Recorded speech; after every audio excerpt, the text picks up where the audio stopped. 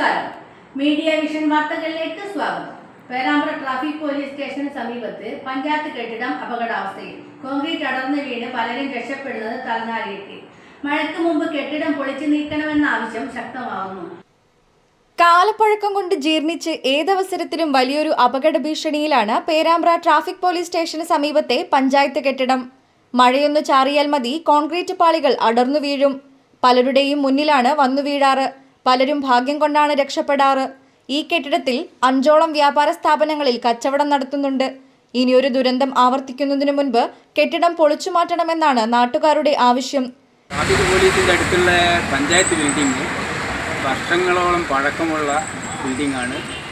അത് കാലപ്പഴക്കം കൊണ്ട് വീഴാറായ കെട്ടിടമാണ്. അത് കഴിഞ്ഞ മഴയ്ക്ക് കാറ്റടിച്ച് ഷീറ്റെല്ലാം പറന്ന് ആൾക്കാരുടെ മേത്ത് വീഴാതെ രക്ഷപ്പെട്ടത് എന്തോ ഭാഗ്യം കൊണ്ടാണ്.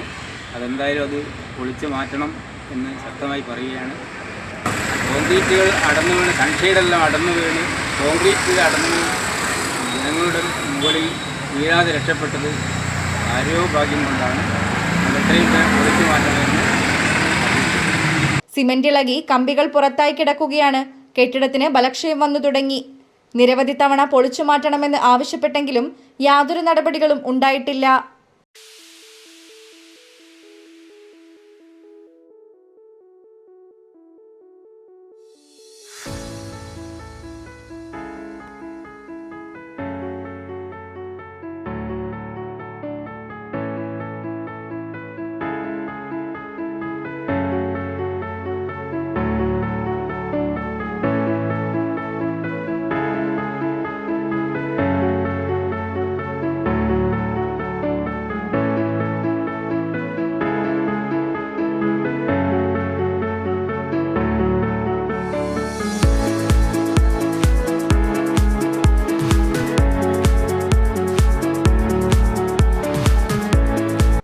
News bureau, media vision, Perambra.